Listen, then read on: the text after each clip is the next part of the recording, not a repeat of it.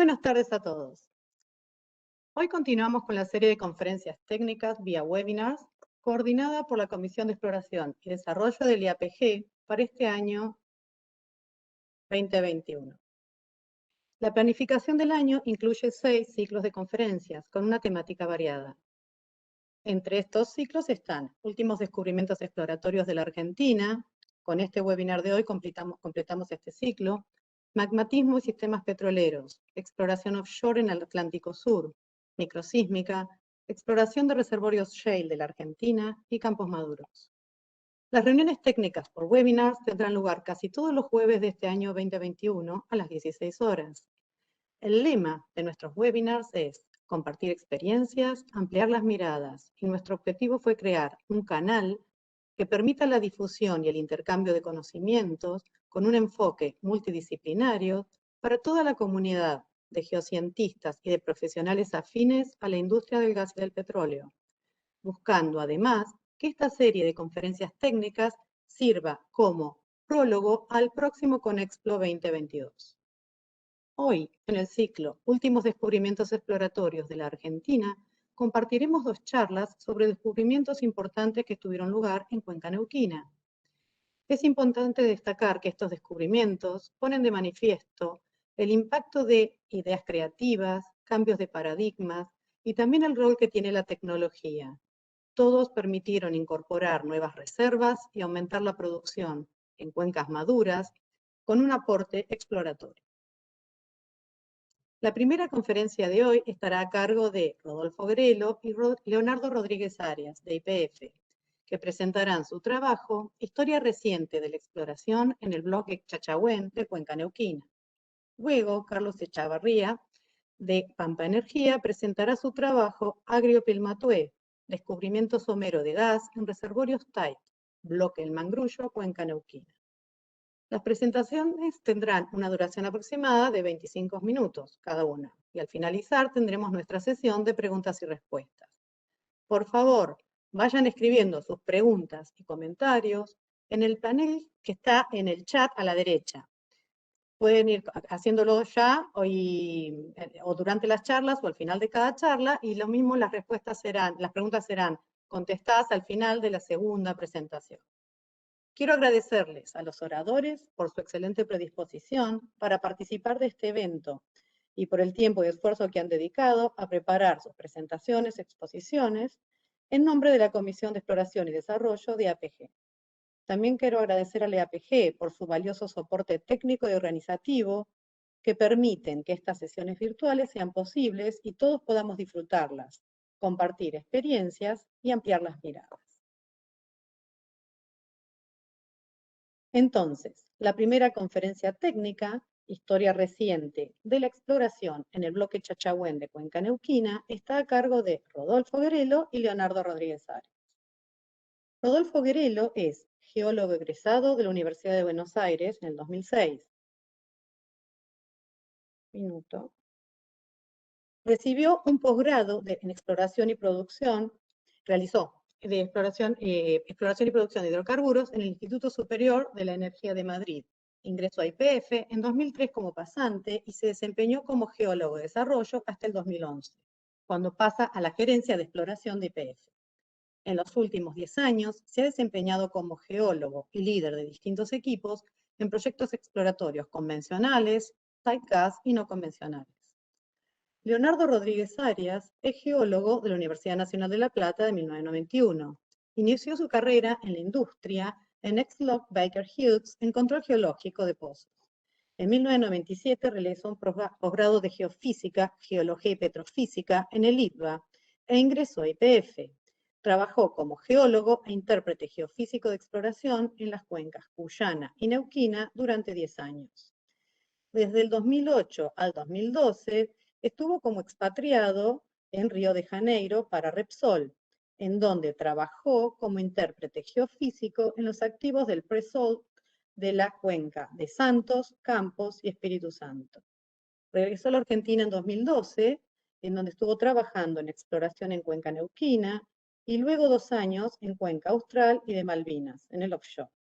En 2017 se trasladó a Mendoza como gerente de exploración para lo que era la Regional Norte hasta el año 2020.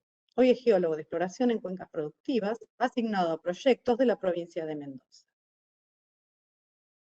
Bienvenidos, Rodolfo y Leonardo, y adelante con su presentación.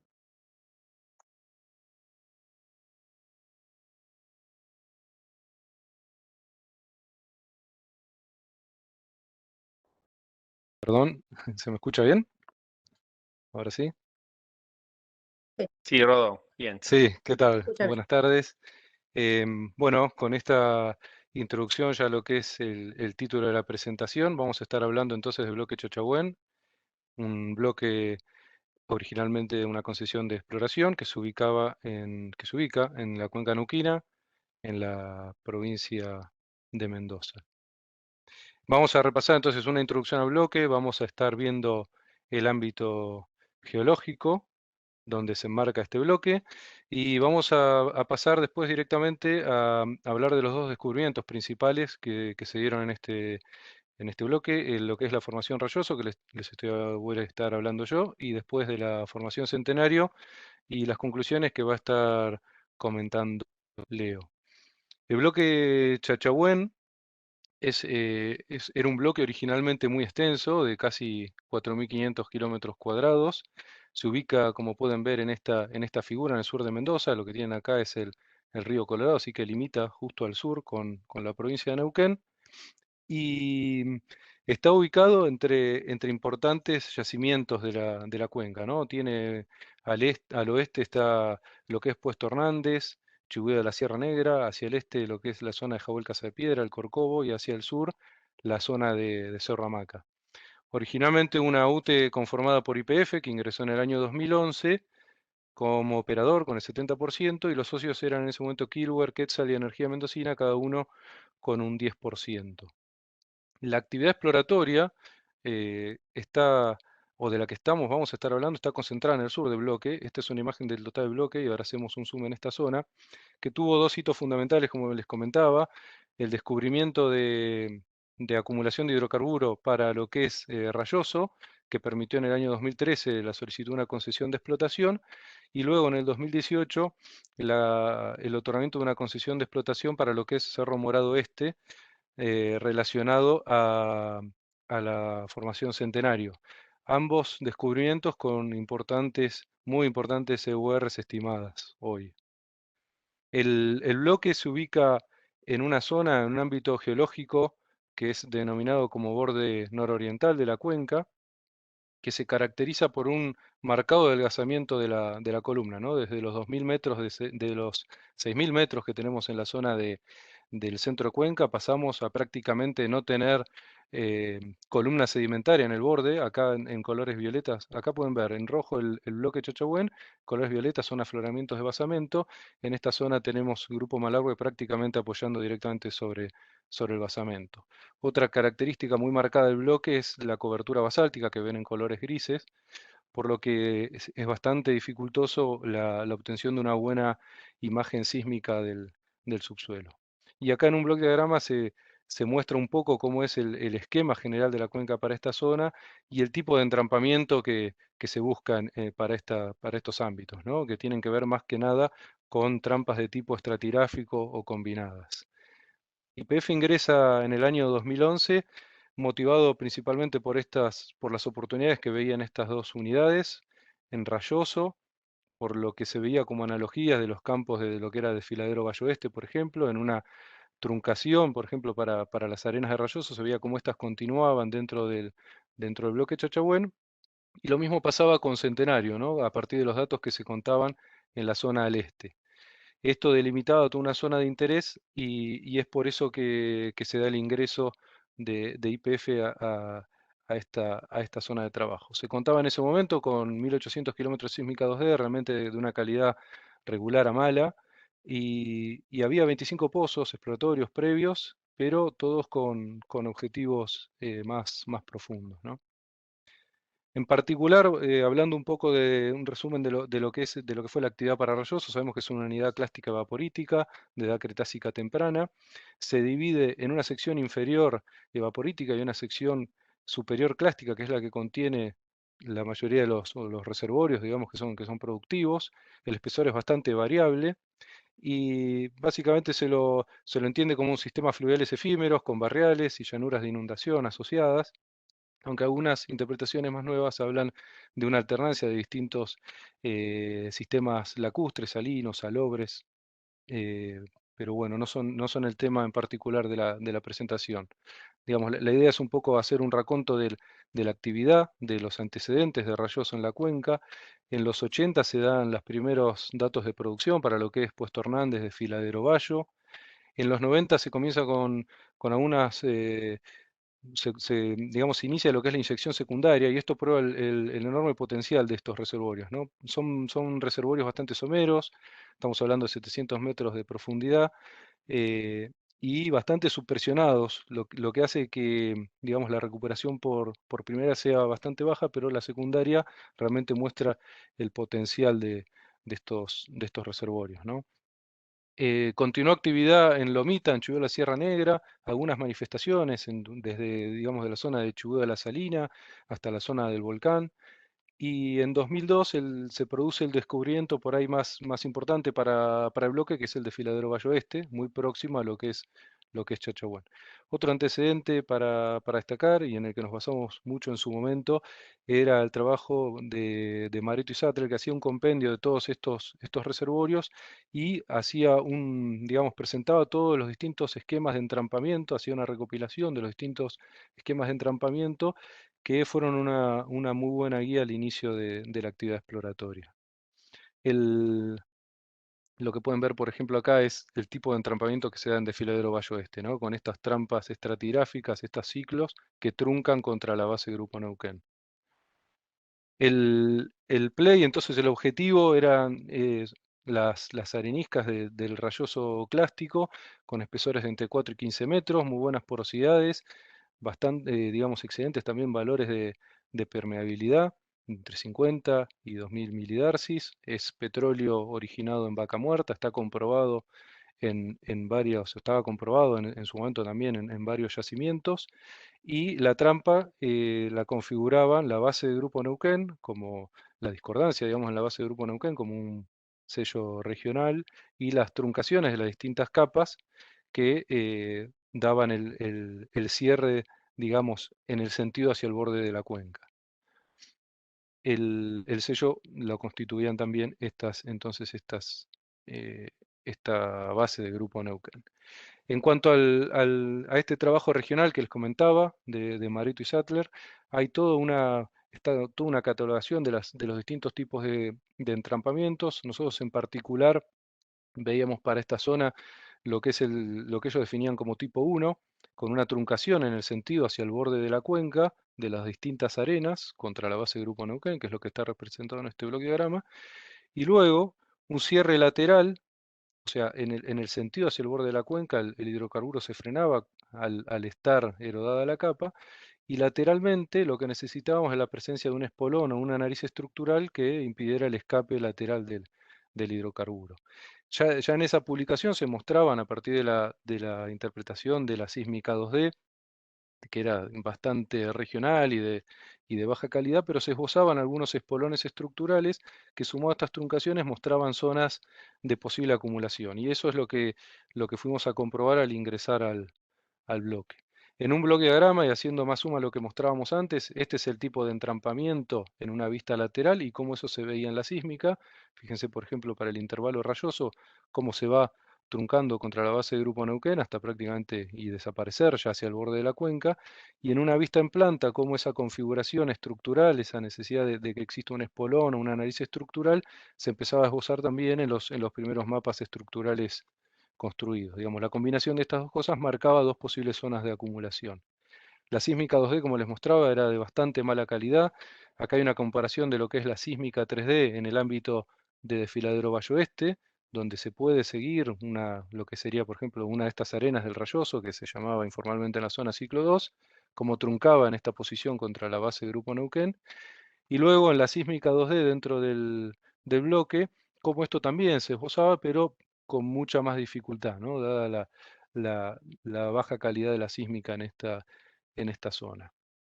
Así, con estas truncaciones interpretadas, se construyeron los primeros mapas para las distintas arenas y, por ejemplo, para lo que sería el principal productor en lo que es Desfiladero Valle Oeste, se generó un mapa estructural para todo el ámbito. Lo que estamos viendo acá en detalle es esta zona de acá. Se definía un área máxima de unos 22 kilómetros cuadrados y unos 6 millones de boes se estimaban como recursos, y así se perforaron los primeros pozos en una zona cercana de Filadero Valle Oeste, principalmente dado por la poca información sísmica que teníamos, ¿no? Acá pueden ver, son 2 kilómetros esta barra. Esa era la separación entre estas líneas 2D de muy baja calidad que les mencionaba. El primer pozo fue perforado a fines de 2011, alcanzó el tope del rayoso clástico en 675 metros. Pueden ver algunas fotos del cutting, cómo es la base del Grupo Neuquén, que constituye el sello principal, y cómo es las distintas arenas, el ingreso al rayoso y la arenisca del rayoso clástico, que se ve acá muy limpia, muy cuarzosa, se veía muy clara en la lupa, con los yalos se podían ver, identificar los rastros de hidrocarburo fresco. Las primeras presiones medidas hablaban de 37 kilos, lo que mostraba la subpresión, ¿no? 37 kilos para los 675 metros de profundidad. Este primer pozo resultó descubridor con un ensayo de 1.404 litros hora de petróleo por pistoneo con 3 carreras, prácticamente 100% petróleo. Después de perforar los 3 primeros pozos en esta zona, nos fuimos a perforar en el otro alto que se veía, con una incertidumbre de lo que estaba pasando en el medio. Se encontró un casquete de gas en la zona del pozo 4 y nos movimos estructura abajo y pudimos encontrar el halo de petróleo en esta zona, que nos mostró que el contacto de agua estaba bastante más abajo de lo que estimábamos, con lo cual se fueron perforando luego a lo largo del año 2012, 2013 distintos pozos en zonas intermedias que comprobaron que este contacto iba variando y se empezó a esbozar una compartimentalización en distintos bloques, ¿no? Después el petróleo ensayado además tenía algunas diferencias en cuanto a su gravedad PI, lo que hablaba de esta compartimentalización. Esta es una imagen ya para el año 2014, en el año 2013 ya se había solicitado la concesión de explotación. Para este año ya contábamos con más de 45 pozos perforados y la mayoría, digamos, evaluando este ciclo 2 que les comentaba antes, y algunos pozos ya iban al ciclo 3. Lo que, lo que, lo que continuaba, digamos, era moverse hacia el borde de la cuenca, tratando de encontrar este ciclo en posiciones más altas y que estuvieran saturadas de hidrocarburo. Entonces, esta era la idea. Los primeros pozos fueron a la truncación del ciclo 2. Entonces lo que continuó era ver este ciclo 1 en posiciones más de borde de cuenca. En el año 2015 se registró la sísmica 3D para lo que es el bloque Chacho Buen Sur y el resto, digamos, otra porción del bloque exploratorio. Y luego de tener, digamos, ya con más claridad la zona del ciclo 2, se propusieron pozos más hacia el borde de cuenca, a estos ciclos inferiores que les mencionaba.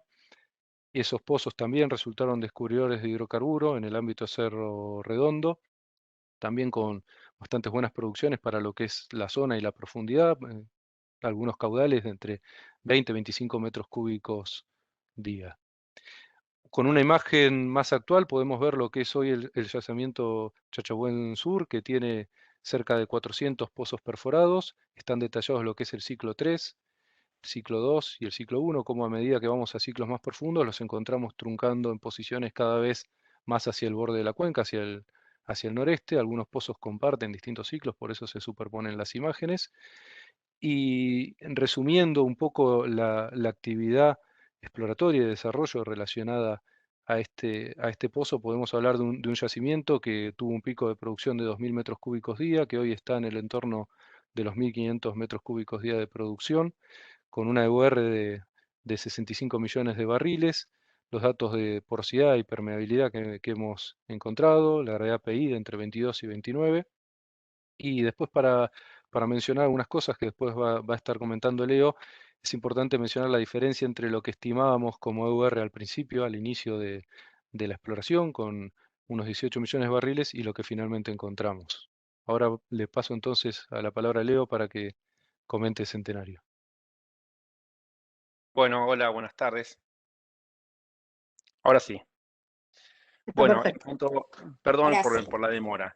En cuanto al estilo de entrampamiento para lo que es Centenario, es muy análogo, es análogo a lo que comentaba Rodolfo para Rayoso. O sea, cuando empezamos a explorar Centenario en el Chachahuén Sur, teníamos como antecedente lo que ya había descubierto Petroandina y hoy en día opera Pluspetrol en el Corcovo Norte, Puesto Pinto y Jahuel Casa de Piedra, ¿no? Ubicados hacia el sureste de nuestra área.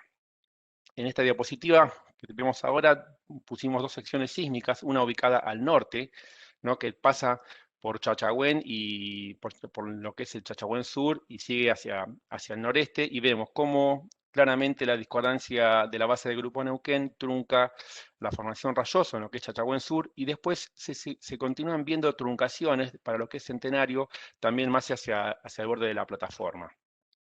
En la sección sísmica ubicada más al sur, es un poco más en detalle y focalizado a lo que fue el descubrimiento del Cerro Morado Este, y vemos también distintas truncaciones dentro del miembro superior de la formación Centenario contra la discordancia de Grupo Neuquén, que es lo que constituye el descubrimiento de hidrocarburos. Bueno, como ustedes saben, la formación Centenario son depósitos continentales de edad cretácica, Opteriviano y Aptiano inferior, son areniscas con ciclos grano decrecientes que tienen un espesor variable. Y el miembro superior, dentro de IPF, lo hemos subdividido en 3 ciclos. Bueno, ahora por ahí hay otros ciclos más que se están visualizando, más jóvenes, pero bueno, en su momento fue el ciclo UC50, UC60 y UC70, que tienen espesores entre 6 y 15 metros de espesor. Fueron depositados principalmente por flujos laminares y donde hay granumetrías más gruesas, por canales poco profundos, con laminación paralela de alto régimen, y bueno, la repetición y amalgamación de estos depósitos conforman capas de mayor espesor. El sistema petrolero es Vaca Muerta Centenario, la migración es lateral, o sea, la roca madre, la cocina obviamente está más hacia el centro de Cuenca, de Vaca Muerta. Es una trampa combinada, ya que si bien tenemos una discordancia que trunca los ciclos arenosos, también hay espolones que constituyen la trampa. El sello son las pelitas de la base del Grupo Neuquén.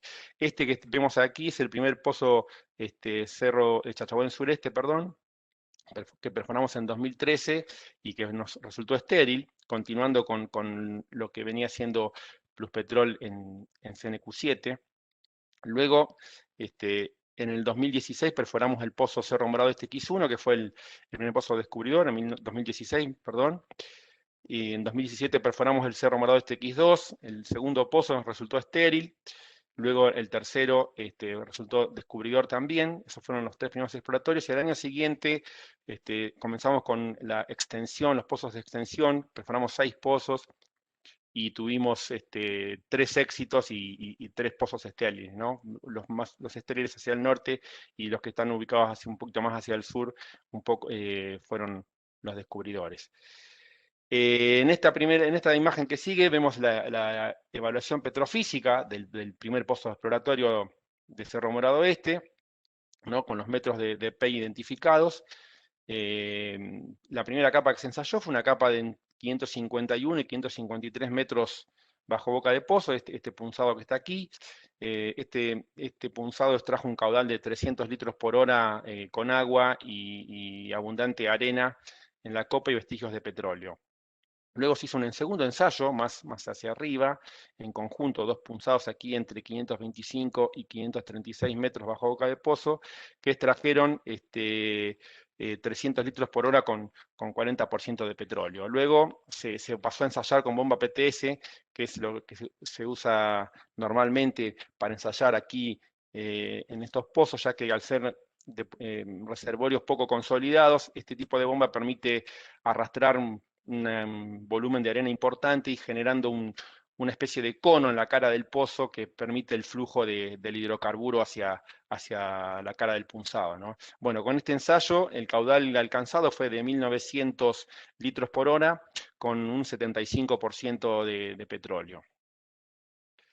En esta imagen lo que queremos mostrar un poco es, bueno, a la izquierda ven un perfil tipo de lo que es la formación Centenario en el área.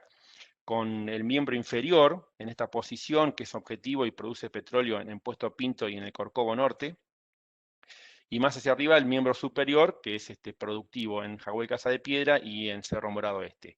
Este bloquecito de Villiquen que vemos acá abajo trata de mostrar claramente cómo es el tipo de entrampamiento aquí en borde de Cuenca para Centenario, ¿no? Contra la base de la discordancia del Grupo Neuquén, y más hacia el borde tenemos también podemos encontrar crudos pesados más hacia el borde de Cuenca en Grupo Malargüe y Grupo Neuquén. Bueno, estos bloques diagramas también son una representación gráfica de cómo es el entrampamiento para Centenario Superior, los distintos ciclos arenosos, o por cambio lateral de fases o por truncación, generan las acumulaciones de hidrocarburos. Bueno, aquí un poco las características del reservorio, para que tengan una idea, las porosidades varían entre 28 y 35%, con permeabilidades de 0.3 a 2 darcis, saturaciones de agua entre 30 y 35%.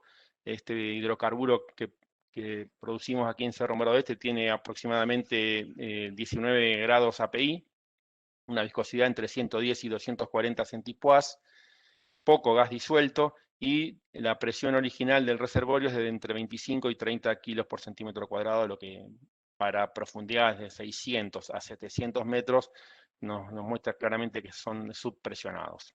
El espesor útil pues, básicamente es entre 6 y 7 metros, llegando en algunos casos hasta 12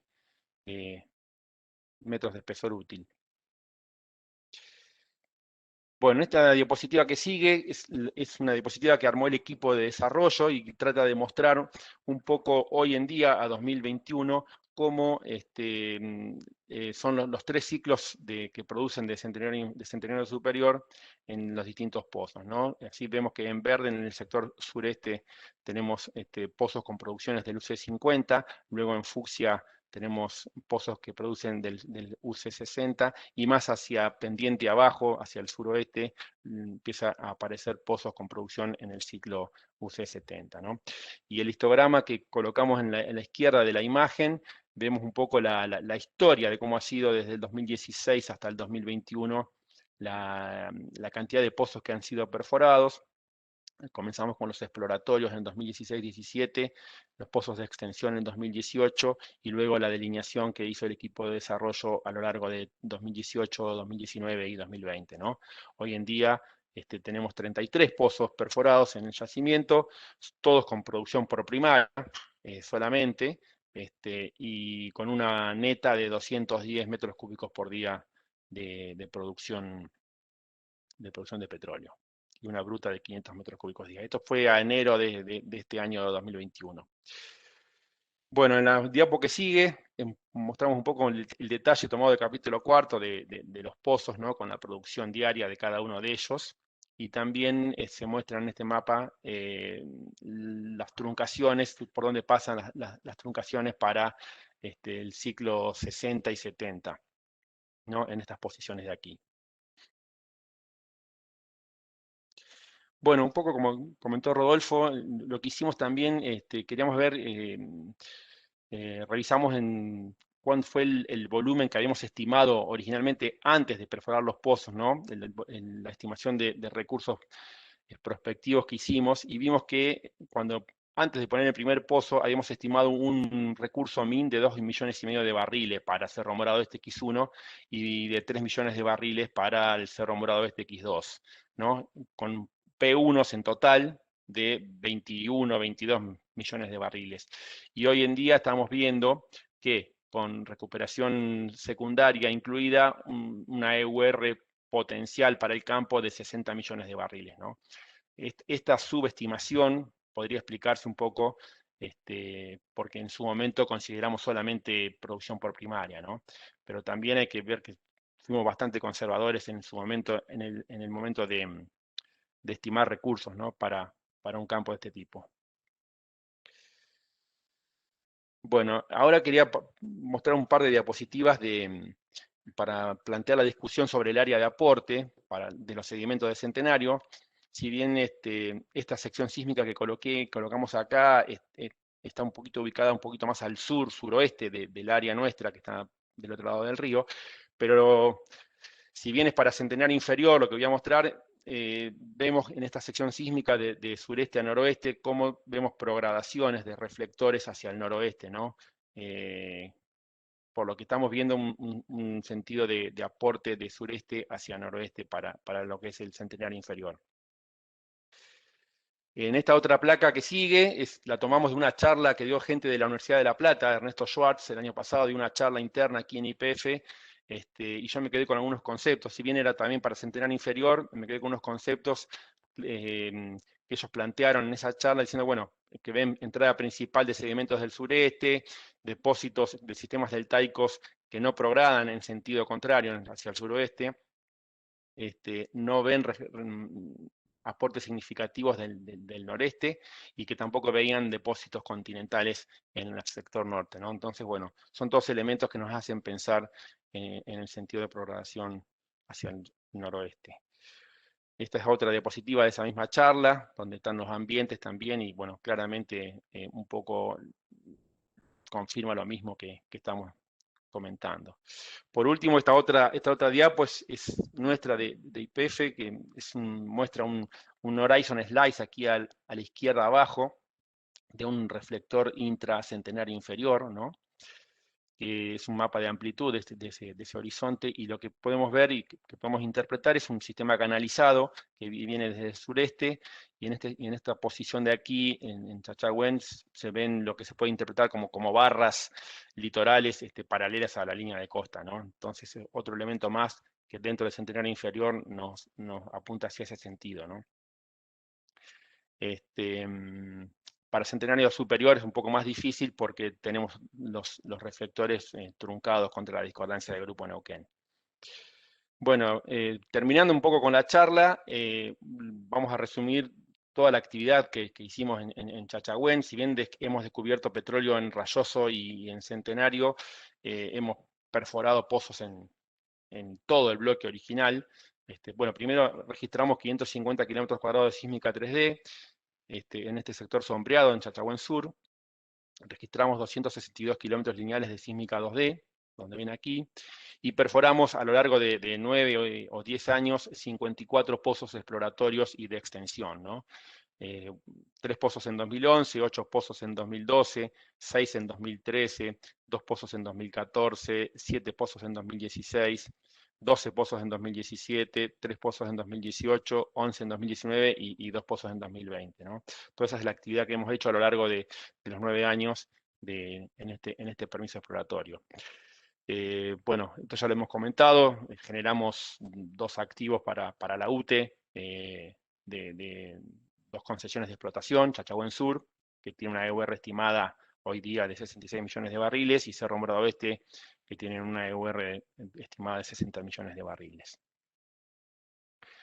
Para concluir, bueno, podemos comentar que YPF ingresó a este permiso en 2011 y que exploró a lo largo de todo el permiso y investigó toda la columna, ¿no?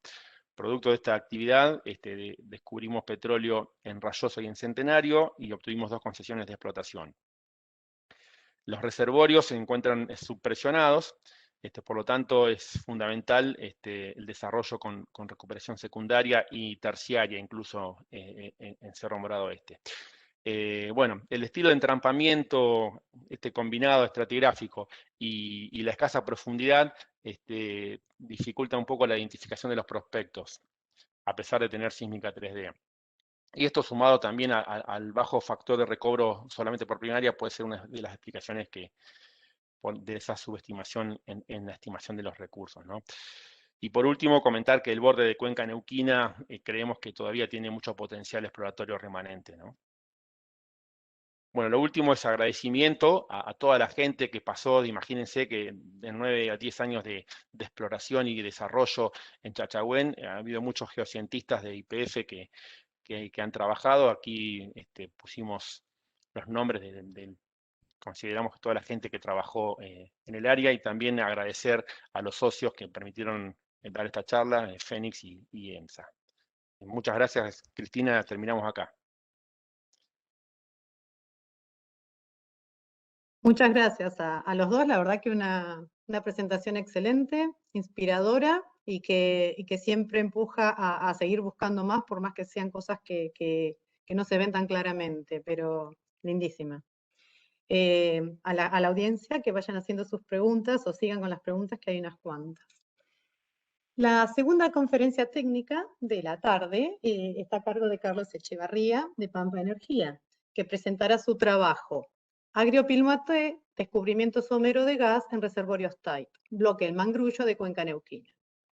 Carlos se graduó en la UBA en 1984 y comenzó a trabajar en las perforaciones de exploración con tareas de control geológico como parte de la compañía Exlo por varios años, pasando luego por compañías operadoras como geólogo de desarrollo, estudios y exploración de interyacimientos. Así estuvo en Pérez Compán, Astra, Repsol, Apex, Petrobras y Pampa, que le permitieron conocer y trabajar casi todas las cuencas de Argentina, como Cuenca Austral, del Golfo de San Jorge, Neuquina, Cuyana, y un asomo en el noroeste. Carlos también estuvo unos años de expatriado en Estados Unidos, trabajando en estudios de la cuenca oriental de Venezuela. Carlos se describe como curioso e indagador, considerando que cualquier proceso, observación o conocimiento nuevo pueden generar un aporte, una idea o una nueva forma de ver las cosas. Actualmente se encuentra guiando a un grupo de estudio de Pampa y continúa con la visión que siempre tuvo de lograr que cada proyecto, cada tarea se desarrolle en forma integrada, dándole lugar a todas las disciplinas que de alguna manera se relacionan con el objeto de estudio. Bienvenido, Carlos, y adelante con tu presentación.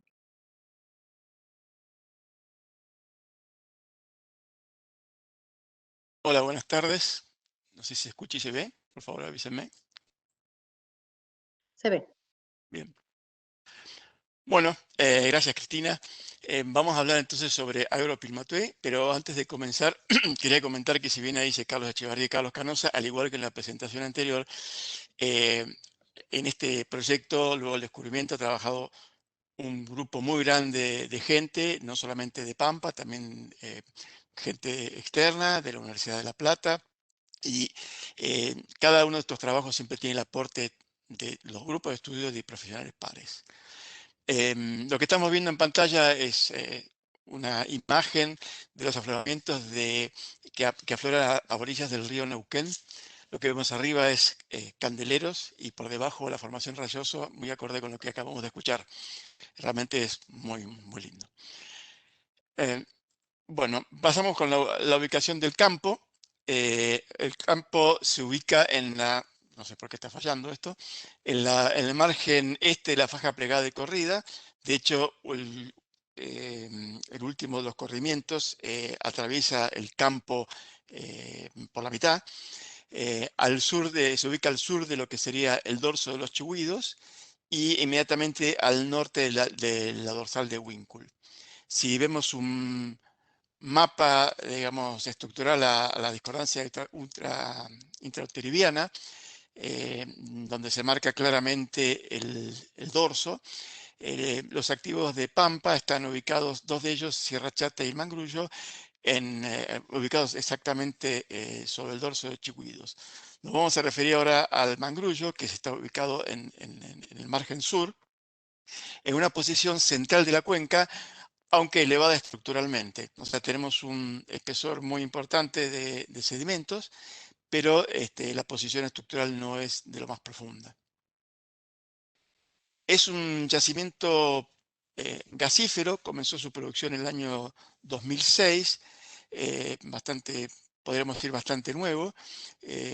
Produce de la formación Tordillo a los 2.900 metros de profundidad aproximadamente, gas seco, en un reservorio fracturado de origen eólico. Últimamente, o sea, recientemente, de Vaca Muerta, en clásico reservorio de shale gas, a 2.800 metros de profundidad.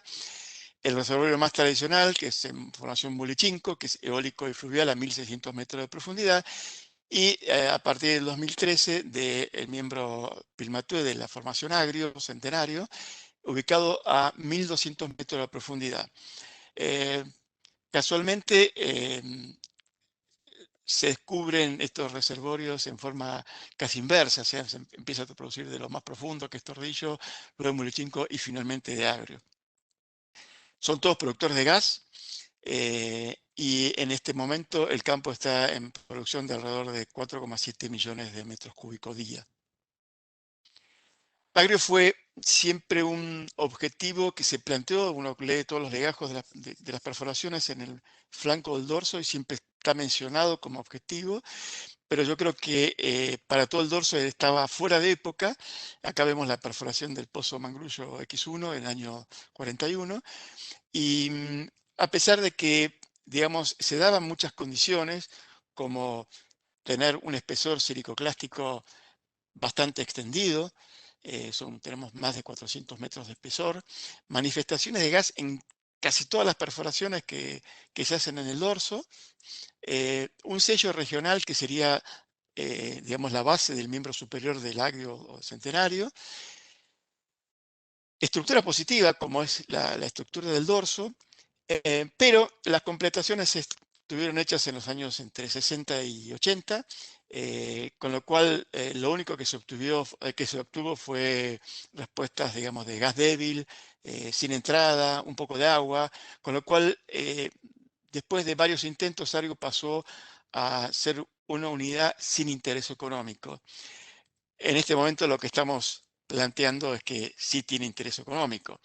De ser un objetivo antiguo fuera de época, le estamos sumando un cambio muy importante en la tecnología de operaciones, ya sea en perforación o en terminación, en la tecnología de prospección, ¿sí? de herramientas de estudio y herramientas de modelado y de trabajo, y algo que para mí es fundamental, que son las comunicaciones, que hace que hoy un modelo análogo se descubre o se habilita en cualquier parte del mundo y nosotros nos enteramos en la semana o en el día que se descubre. Y eso le da un impulso muy fuerte a la exploración, genera ideas y genera una sinergia espectacular con el resto del mundo, ¿no? Hoy decimos que Agrio entonces es un buen objetivo para esta época. Los conceptos que vamos a trabajar para mostrarle en qué consiste Agrio son, digamos, los partamos en una base de un reservorio arenoso tipo tight con presión normal. O sea, tenemos una columna de, como dije antes, de 400 metros de una intercalación arena-arcilla, calcificada como tight por la permeabilidad que tiene, no por la presión que tiene. Y la problemática que uno tiene con un tipo de reservorio de estas características es que, aún siendo gas, con esa permeabilidad, uno esperaría encontrar para una acumulación una zona de transición del orden de las centenas de metros y un área de desertación de agua irreductible bastante pequeña, y tener presión normal con bajas productividades, probablemente con un reservorio tight y con agua, implica una corta vida de los pozos. Ahora, en este caso lo que vemos es que estamos hablando de una trampa que no es una trampa única, sino que es un apilado de trampas, ¿sí? Un apilado de trampas estratigráfico, y que tiene dos efectos positivos: uno el diagenético, por una migración temprana que vamos a ver más adelante, y otra, un efecto que por ahí no estamos muy acostumbrados a trabajar, que es el efecto de imbibición, que es producto de una remigración local de hidrocarburos. Esto hace que, si pasamos de, digamos, a la izquierda, un esquema donde el proyecto es mínimo o casi no existe, a un esquema donde podemos ya tener una acumulación realmente importante. Vamos a pasar ahora al entorno propio de Agrio, del Agrio inferior. Este es el gráfico bastante conocido que en su momento hizo Spalletti y que después fue toqueteado por cada uno que estudia Agrio y lo modifica un poco. Donde vemos para el Agrio inferior una distribución de los distintos elementos de plataforma dentro de la cuenca, y vemos que el Mangrullo, que está pintado en rojo, se ubica en una posición media entre lo que sería, digamos, en forma genérica, plataforma externa y plataforma interna. Un perfil tipo del Mangrullo es lo que vemos aquí. Estamos ubicados en una posición media, como dije antes, y donde vemos el desarrollo de esos 450 metros de lo que sería el miembro Pilmatoe y un equivalente de agua de la Mula. En sus inicios lo vimos como depósito de plataforma y en la base una plataforma mixta por la presencia de carbonatos, ¿no? Después vamos a ver que progresó el conocimiento porque incorporamos muchísima más información. Localmente, lo que vemos es que dentro de la columna podemos distinguir, en este caso son 6 ciclos, realmente son un poco más, lo que pasa es que estos 6 ciclos son los más importantes respecto a la distribución de fluidos. Son todos ciclos progradantes, con bases transgresivas muy importantes, con distintos grupos, digamos, que se asocian de acuerdo al dominio. Tenemos los superiores que tienen un dominio de acción de ola, perdón, no lo mencioné, son depósitos de ambiente deltaico, es un apilado de depósitos deltaicos de baja pendiente. Los superiores con un dominio de acción de ola, los medios con un dominio más preponderante de la acción fluvial, y los inferiores también de acción de ambiente deltaico, pero con una participación carbonática bastante importante. Sísmicamente, se pueden reconocer cada uno de los eventos, cada uno con su particularidad. Voy a contar que cuando se hizo este descubrimiento, la sísmica que teníamos, una sísmica del año 2000, que no era de muy buena calidad, hoy tenemos una sísmica nueva con 400 de Folk, o sea que realmente es una herramienta fantástica para trabajar. Pero lo importante que quiero mostrar acá es que sí se pueden ver esta continuidad de estos niveles transgresivos de las bases y el contraste que genera con cada una de las secuencias que denominamos en números pares, por si aparecía una en el medio, en la sísmica, y se pueden seguir a lo largo de todo el yacimiento. Voy mezclando porque hay trabajos que son posteriores al descubrimiento, como este que estamos viendo acá, que se hizo con la Universidad de La Plata, con el grupo de Ernesto Schwartz, que antes mencionamos, y Gonzalo Veiga, a partir de 500 metros de corona que se extrajeron del reservorio, donde se puede analizar y se puede determinar el arreglo progradante de cada uno de los ciclos, y no solamente eso, sino que se hizo un trabajo un poquito más extendido, que estamos ahora incorporando a todos nuestros modelos, que es el ancho de las fajas de cada una de las asociaciones de facies, y la morfología que podemos llegar a encontrar a cada uno de estos elementos para, en el momento de estudiar la depletación o la comunicación que hay entre pozos, poder tener alguna guía que nos pueda dar alguna solución. Como dije, el ambiente de depositación que estamos planteando es un ambiente deltaico de baja pendiente, donde tenemos distintos elementos, de los cuales preservados tenemos los más distales y una porción media. Esto se hizo con un estudio a través de 500 metros de testigos corona, testigos de 100 metros, que son realmente fantásticos para estudiar porque tenemos las secuencias completas, inclusive tenemos coroneada la discordancia intereuteridiana, imágenes de microresistivas que son de mucha utilidad, perfiles de pozos completos, cutting y trabajos de afloramiento. A partir de eso, tenemos, no voy a mostrar todas las fases, solamente las más importantes, digamos, de fases de canales distributarios. Todos los depósitos son de arena muy fina, como que hasta aquí no llega otro tamaño de arena más que arena fina. Sin embargo, hay energía en el medio, como podemos ver en los canales distributarios, con conglomerados de intraclastos arcillosos, que por ahí a veces complican un poco la interpretación petrofísica porque realmente tiene una respuesta de arcilla. Barras de desembocadura, con estructuras, digamos, oblicuas o masivas en muchos casos, y en algunos importantes deformaciones digamos, por poca compactación y escapes de agua, y lóbulos arenosos distales. Estas son las 3 fases que constituyen el reservorio que hoy está como foco de explotación. Los más importantes son los 2 primeros, canales distributarios y barras de desembocadura. En total suman un promedio de 100 metros útiles por pozo, varía de una zona a otra, digamos, zonas más proximales 150, a las menos alrededor de 80 metros. Tenemos una porosidad de alrededor de 11%, también con su variabilidad, y una permeabilidad que tiene una media de 0.1 milidarcy o menos, pero con algunas zonas, algunos spots diría, no zonas, sino verticalmente, que podemos llegar hasta el medio militar. ¿Sí? Esto es muy importante porque a la hora de hacer las terminaciones es un starter, digamos, bastante bueno. Respecto a los sellos, tenemos los depósitos de offshore, los depósitos más distales, que son los que marcan, digamos, junto con los que vienen ahora, las separaciones, digamos, o los depósitos transgresivos de cada una de las secuencias, los de frente distal y las planicies interdistributarias. Las planicies interdistributarias son los que forman sellos locales, o sea, son sellos verticales en cada paso, pero con escasa, digamos, extensión areal, por lo cual no son considerados como sellos como tales, digamos, ¿no? En cambio, los otros dos, los depósitos de prodelta, o sea, el frente distal y los de offshore, son bien extendidos y son los que marcan la compartimentalización vertical de toda esta secuencia de silicoclástica. Acá vemos un corte, como verán es bastante continuo, digamos, sobre todo los depósitos transgresivos que marcan claramente la compartimentalización vertical entre cada una de las secuencias.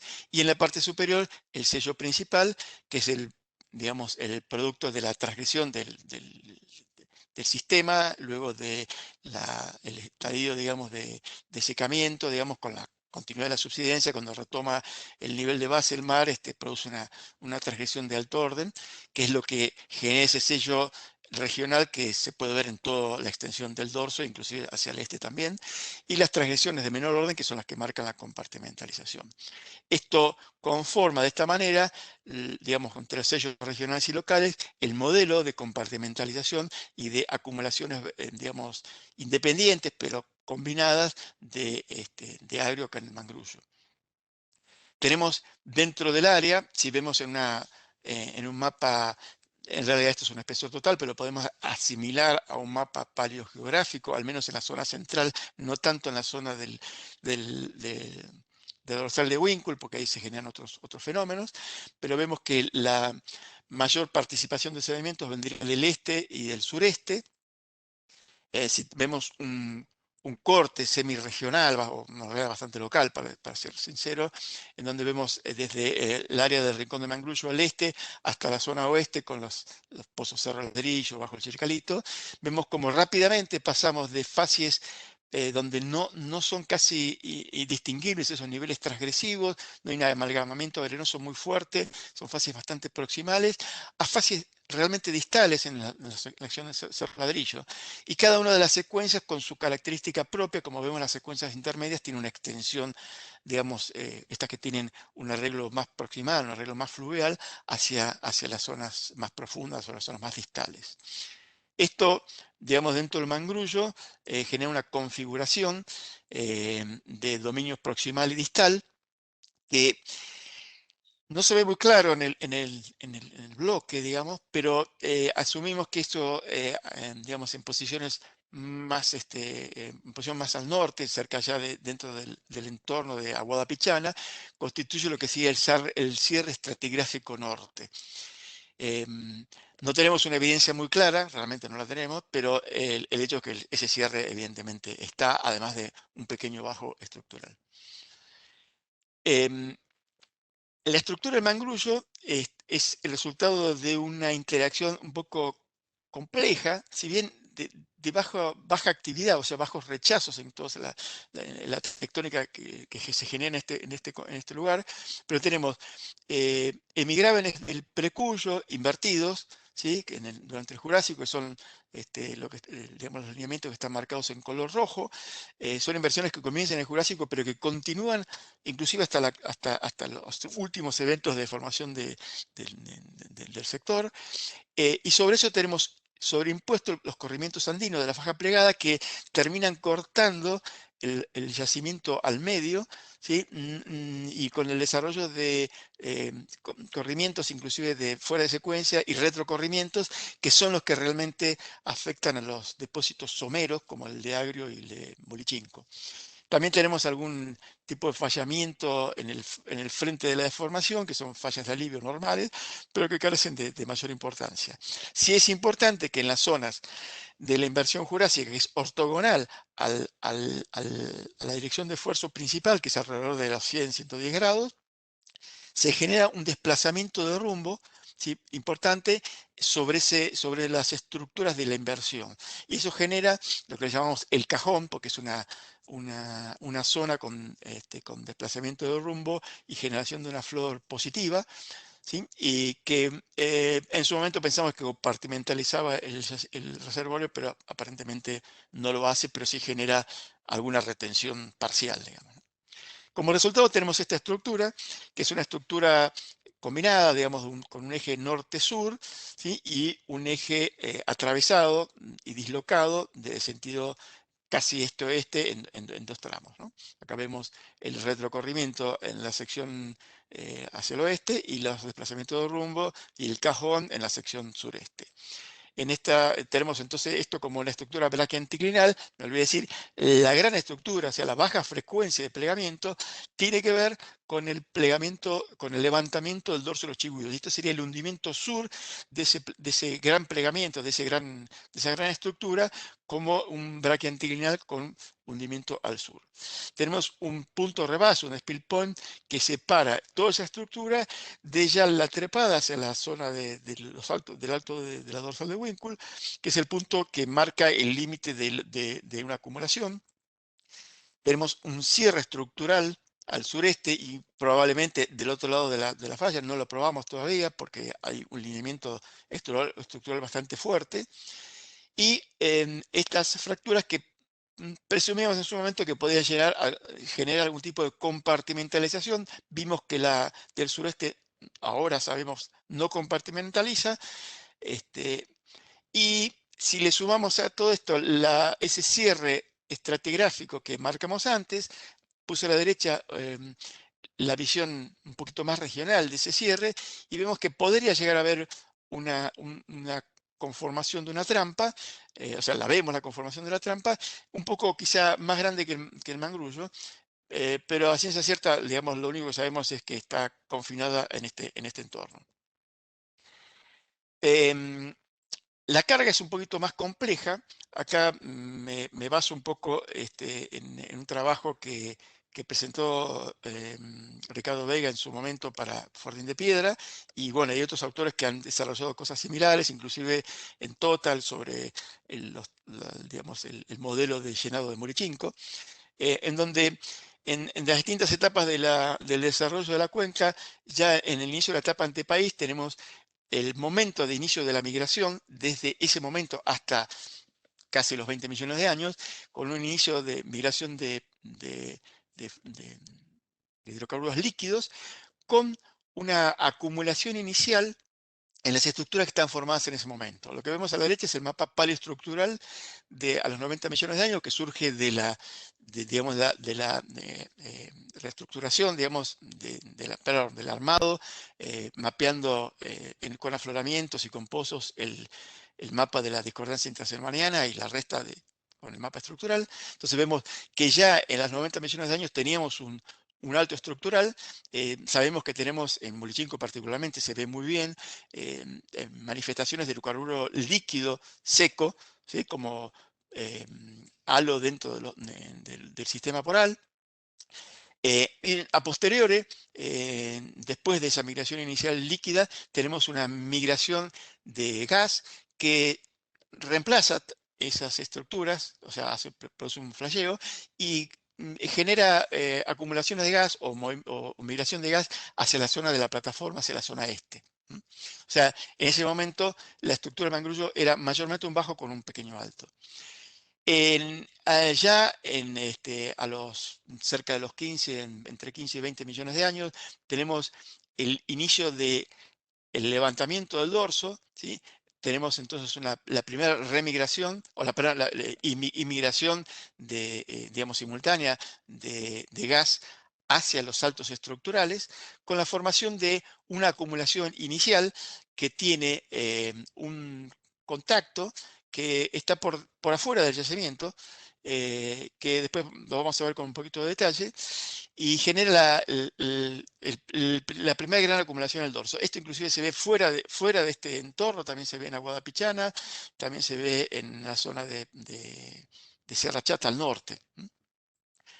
Y luego, ya en los últimos momentos, digamos, ya quizá también en la actualidad, por la topografía que tenemos en el dorso, podemos asumir eso, tenemos una reestructuración o un levantamiento, digamos, un movimiento de ese contacto de agua hacia posiciones más altas, y eso genera un cambio, digamos, en la acumulación que en los efectos prácticos dentro del mangrullo le genera una particularidad muy especial que si hubiésemos tenido el contacto originalmente donde está ahora, tal vez no hubiésemos tenido la acumulación que tenemos.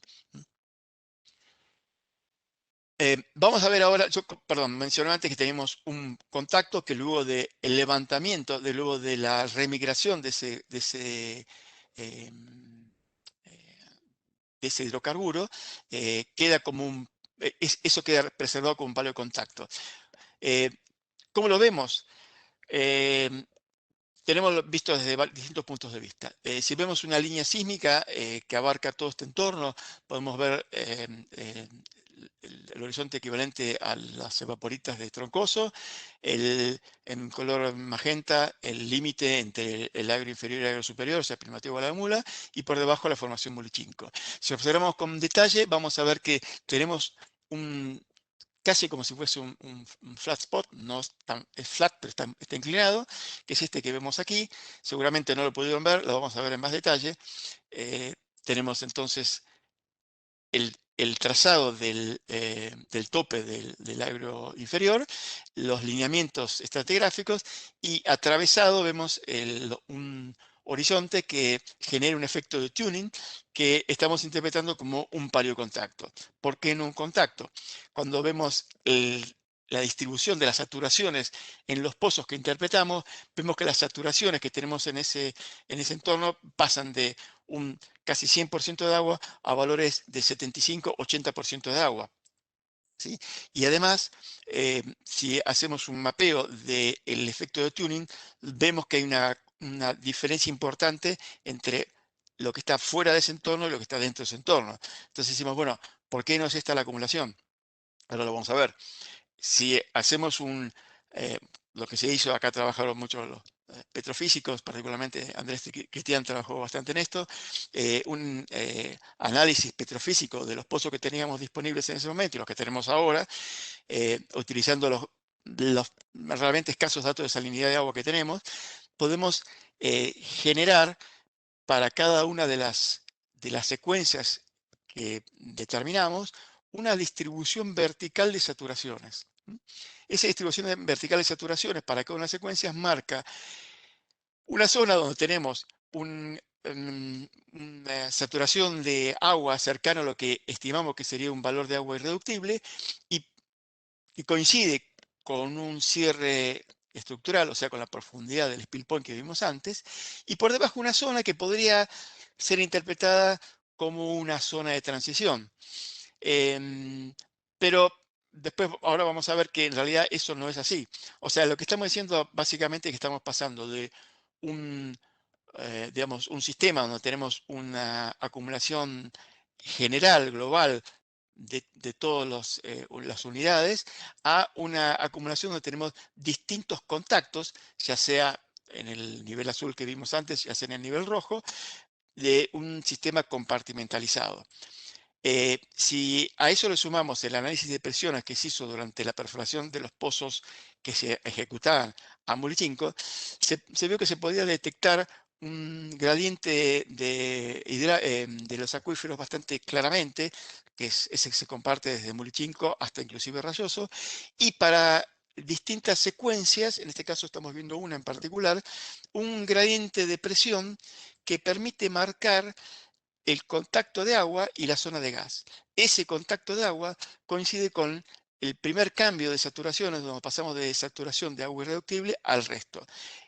Entonces, interpretamos como lo que tenemos por debajo de eso es, digamos, un gas residual, ¿sí? Por eso tenemos ese valor del 75%, pero además lo más importante es que podemos confirmar que tenemos los contactos, digamos, ubicados en forma apilada, coincidente con cada uno de los cierres estructurales para cada una de las secuencias. O sea que tenemos ahora confirmado por presiones, tenemos confirmado por saturaciones de agua, digamos, la compartimentalización vertical de esta acumulación, que lleva como corolario importante que si tuviésemos una sola acumulación tendríamos la presión del contacto superior, lo cual sería un valor cercano a los 90 kilos, pero al tener varios contactos tenemos desde un gradiente de presiones que va desde los 80 kilos hasta casi los 110, 120 kilos. Pasamos ahora al proceso de imbibición. Como dije, teníamos digamos, no me voy a meter mucho en esto, yo sé que esto es algo que generalmente los geólogos le escapamos un poco porque es un poquito más complicado de ver. El proceso de imbibición consiste en el efecto que se produce en el reservorio cuando se produce una remigración, cuando el contacto que tenemos en una posición baja, sube, o sea, cuando invadimos con agua todo el reservorio. En este caso mostramos el paleocontacto que habíamos visto antes, el levantamiento del nivel de agua, digamos, del contacto, el nivel de equilibrio de ese hidrocarburo a posiciones más altas, donde tenemos el cierre estructural. Y a partir de ese momento se produce el drenaje, el drenaje no, la imbibición, lo que es el empuje o la inundación con agua de toda esa zona de transición, generando un cambio en la saturación, pero que no llega a completar, digamos, por debajo del contacto al 100% de agua, sino que queda una zona residual que tiene aproximadamente un 75% de agua. Pero lo más importante es que no se genera una zona de transición por encima del contacto. Con lo cual, hoy lo que tenemos es, por encima de ese contacto, un apilado de acumulaciones donde la saturación de agua irreductible llega a los valores, digamos, se mantienen esos valores aún hasta posiciones muy cercanas al contacto. Entonces, lo que podría ser, digamos, en una concepción inicial, un reservorio convencional, convencional, no convencional, me refiero a una trampa, digamos, gravitatoria, pero con un reservorio tipo tight, o sea, de baja permeabilidad, sería una amplia zona de saturación que hemos calculado que aún a pesar de ser gas, por estas permeabilidades podemos llegar a tener en orden de los centenas de metros de zona de transición, a una zona donde tenemos todo el área con saturación de agua reductible. En realidad no es exactamente así, pero no lo quiero hacer más complejo porque en zonas donde las fases son un poco más pobres tenemos sí el desarrollo de zonas de agua reductible. En resumen, para no extenderlo más, tenemos un cierre estratigráfico y estructural con una trampa que ronda los 60 kilómetros cuadrados con un cierre de 350 metros aproximadamente de altura. Tenemos unas acumulaciones apiladas de esos 450 metros de espesor de arena-arcilla con 100 metros de espesor neto. Tenemos una distribución vertical de saturaciones con un modelo de bloque porque los contactos están ubicados en forma vertical, digamos, porque como tenemos una configuración paralela a estas secuencias, digamos, los contactos se ubican geográficamente casi en el mismo lugar. Son areniscas de baja permeabilidad, pero tenemos en la zona donde tuvimos una acumulación inicial de hidrocarburo líquido, una diagénesis positiva, donde tenemos zonas mejoradas, y además tenemos el proceso de imbibición que reduce considerablemente la zona de transición, particularmente en estas zonas de diagénesis mejorada. Tenemos presión normal, lo cual complica un poco para gas las terminaciones. Y tenemos una zona residual que en realidad hoy no sabemos bien qué podemos llegar a hacer, porque es una saturación, digamos, interesante, pero hoy sabemos que probablemente si uno se pone a producirla, produce mayormente agua. Queda como recurso, lo que hoy es un recurso, mañana tal vez sea un proyecto. Este gráfico sería el resumen digamos, de lo que estuvimos comentando, digamos, una acumulación apilada, con contactos ubicados mayormente en el mismo lugar, zonas mejoradas por una migración temprana, por una preservación de genética, y las zonas de imbibición que mejoran la saturación de hidrocarburos. Ya, digamos, en el año 2013, a pesar de tener ya algunos pozos perforados por una política, digamos, interna de la compañía, en ese caso era Petrobras, en donde no podía haber un proyecto, digamos, superpuesto con otro. Podíamos seguir perforando, digamos, en Mulichinco, pero no perforar un proyecto nuevo. Finalmente, juntando todas las evidencias, en el 2013 hicimos la perforación. Se perforó el pozo, digamos, en una posición donde tenemos una mejora diagenética, pero no en una trampa no en una posición que, digamos, no valide la mayoría de la trampa, sino lo hicimos en el bloque norte. Encontramos, digamos, el pozo encontró el agrio en una posición somera, como está, digamos, yo dije antes, está entre 1100 y 1200 metros de profundidad, 450 metros de espesor, 100, en realidad más de 100 metros de espesor mineralizado. Se hicieron 4 fracturas hidráulicas, no se fracturó la secuencia inferior porque en ese momento realmente no estábamos muy seguros de lo que estábamos evaluando, porque, digamos, hay muchos carbonatos y no tenemos mucha certeza.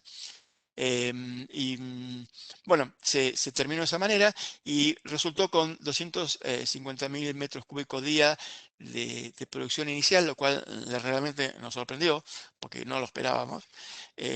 Y hoy tiene una acumulada cercana a los 300 millones de metros cúbicos de gas.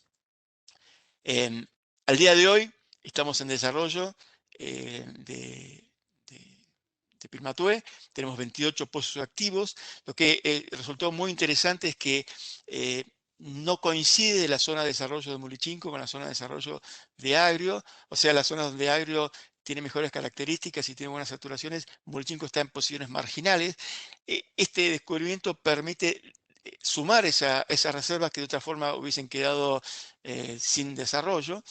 Entonces, como dije, tenemos 28 pozos activos, se perforan tipo monobor, o sea, se entuba y no tienen cañería de producción, al menos inicialmente.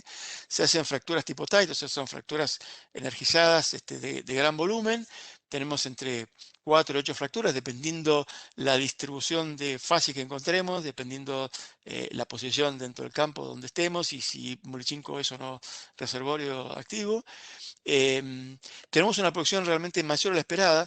Nosotros esperábamos alrededor de 150.000 metros cúbicos día y tenemos pozos, digamos, con un amplio rango que va, tenemos 2 modas, pozos que rondan el orden de los 100.000 metros cúbicos día y pozos que rondan los 350, con pozos de 500 también y pozos malos, digamos, pozos de 50.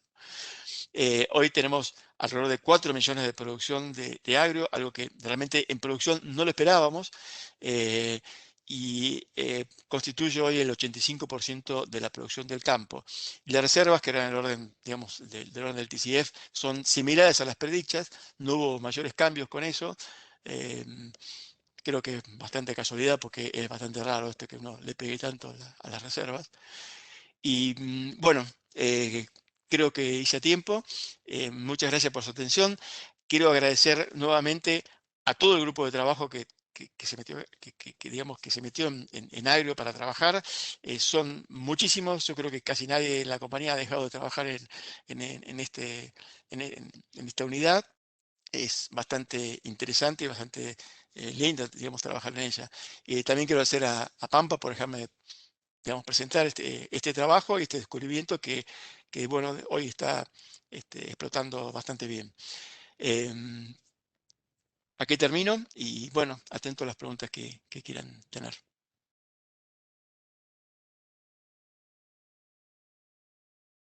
Muchísimas gracias, Carlos. Excelente presentación, donde vemos tecnología, el trabajo integrado, como decías que era uno de tus objetivos, con caracterización detallada, datos, y bueno, a ver qué sigue, ¿no? Después en todas esas zonas que nos mostraste. Ahora vamos a pasar a la sesión de preguntas y respuestas, así que por favor activen todas sus cámaras, los oradores, y Y por favor, sigan poniendo preguntas en el chat que las vamos a realizar. Entonces, el modo en que lo vamos a hacer es como un ping-pong, así todos escuchan en sus cosas interesantes, pero antes voy a hacerles una a ambos, que le estamos haciendo todo porque este es el ciclo de grandes descubrimientos, o descubrimientos que hubo en los últimos años. Entonces, ¿por qué no se descubrió antes? Creo que un poco las respuestas están, pero está bueno que las mencionan y sobre todo para la audiencia. ¿Qué paradigma tuvieron que romper como exploradores para poder probar este play? O sea, ¿por qué antes no estuvo y ahora está? Así que por turnos, unos y otros. Si quieren empezar primero Leo y Rodo, y después Bueno, Carlos. en realidad es continuar con lo que ya se venía haciendo, ¿no? Porque tanto Rodo como lo mostré yo después para Centenario, ya había descubrimientos en estas unidades y en el mismo estilo de entrampamiento, ¿no? Tanto lo de Petroandina plus Petrol para Centenario como lo que había en Desfiladero Valle Oeste para Rayoso, ¿no? O sea, obviamente después lo tenés que descubrir, ¿no? O sea, estaban los análogos en bloques vecinos y bueno, después tenés que ir a hacer tu sísmica y generar tus prospectos. Pero bueno,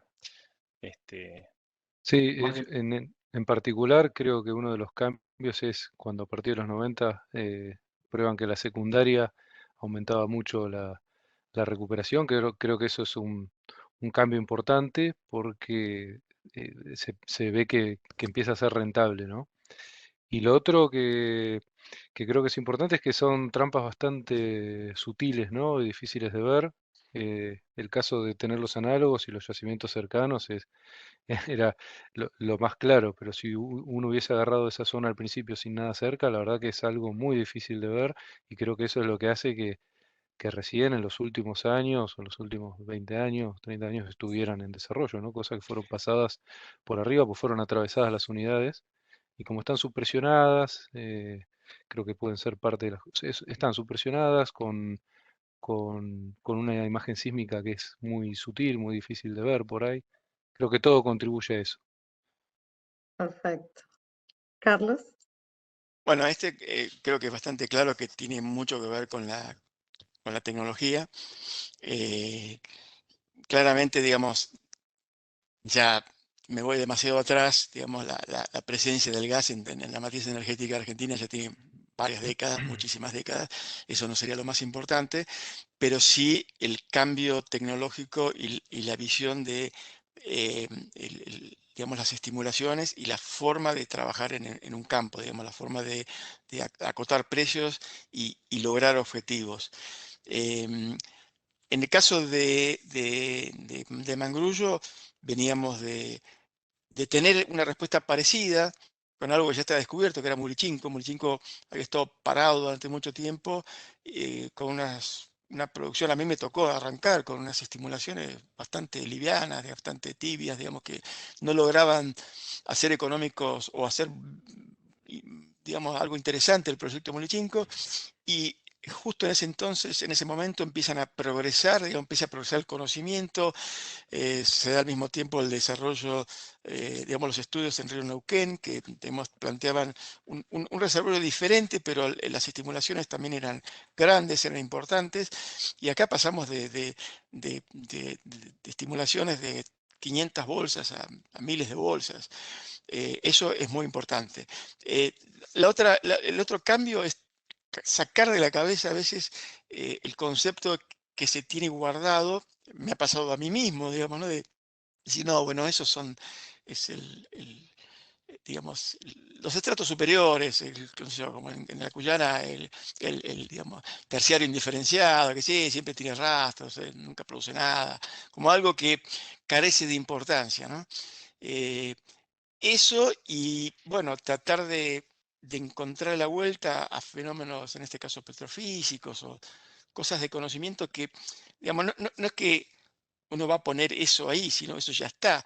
Pero para convencer a alguien que eso puede existir, uno tiene que tratar de demostrarle al otro que esos fenómenos existen y otras compañías también los usan. O sea, por eso me parecen muy buenas las comunicaciones y que tienen éxito. O sea, cuando uno ve los reservorios que producen de petróleo residual después de una migración, digamos, a uno le abre la cabeza todas esas cosas, por más que es petróleo, otro país, otro reservorio, y creo que eso es bastante importante. Pero claramente el cambio tecnológico es el mayor, digamos, ¿no?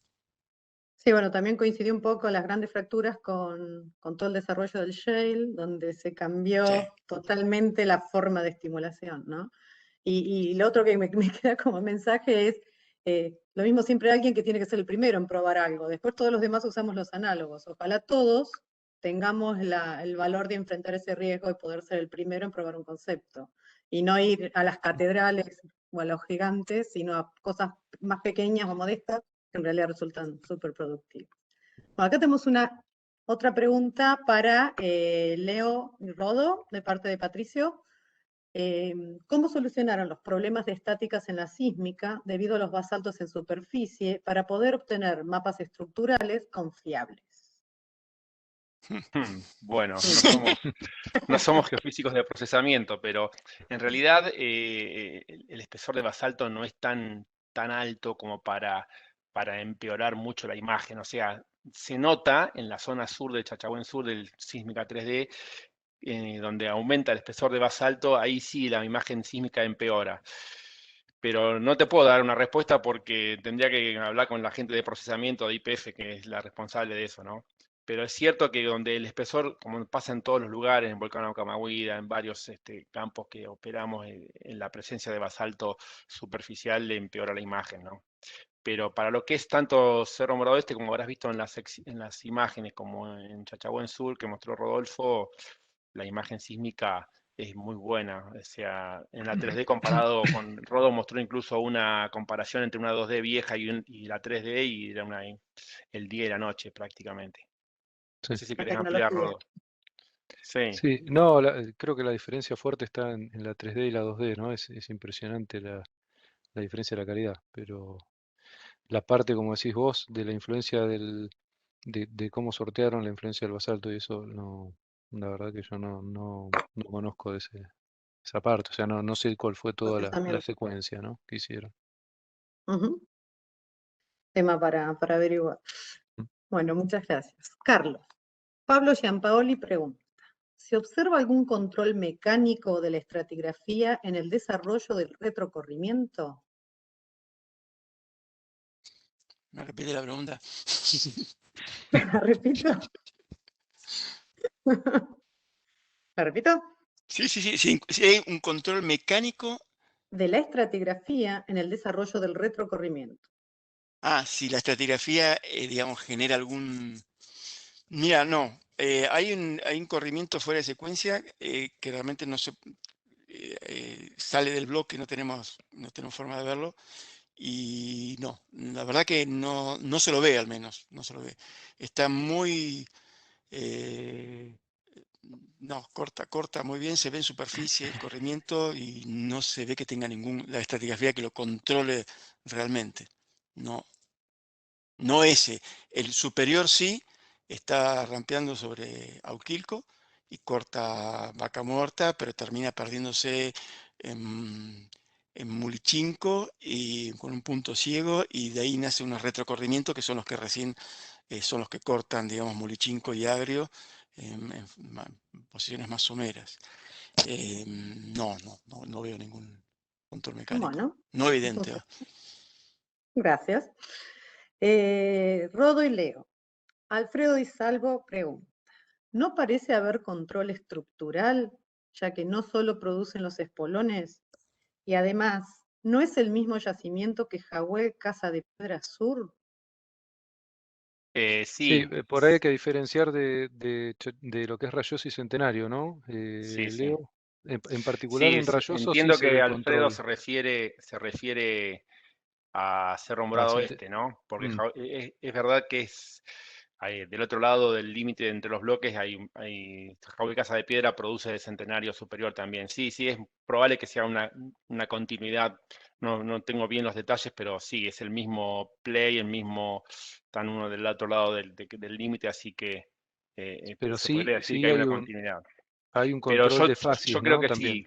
Yo creo que que si bien se ven en los pozos la producción, hay un control de fases claramente, porque hemos puesto entre los pozos de extensión pozos buenos y a 2 distanciamientos un pozo malo con agua. Hay un control litofacial seguramente, y también hay algún control estructural, tiene que haber también, hay una falla grande que, bueno, Guillermo Corona, que es el geofísico de desarrollo de YPF, está haciendo un trabajo muy bueno ahí para Cerro Morado Este, con una falla de rumbo que entendemos que puede tener control sobre las acumulaciones. Bárbaro. Carlos. Pablo vuelve a preguntar también a vos.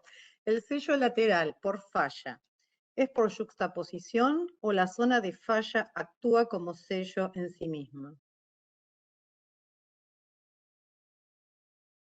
Tenía apagado el micrófono. La zona de falla, la verdad que la podemos considerar como una compartimentalización, pero la verdad es que no lo tenemos chequeado, porque no tenemos perforado ningún pozo del otro lado. Asumimos que hay una compartimentalización porque vemos que tiene un rechazo importante. La verdad que la distribución de presiones no se ve alterada, o sea que no estaría, digamos, generando flujos cruzados dentro de la misma trampa, pero no lo podemos saber. Sí sabemos que hay un cierre, o sea, obviamente la acumulación está, pero realmente no lo sabemos. Lo asumimos como que está compartimentalizado por el rechazo que tiene, solamente por eso. Pero tranquilamente podrían perforar del otro lado. El inconveniente que tiene perforar del otro lado es que tenemos un bastante menor espesor, digamos, altura de la trampa, y ya estamos en una posición de fases bastante más pobres, con lo cual asumimos que vamos a tener, sí hay un desarrollo de la zona de transición importante. De hecho, no lo mostré porque se hacía muy largo, pero en las zonas de peor calidad petrofísica se desarrolla una zona de transición que hace que los pozos se produzcan con agua.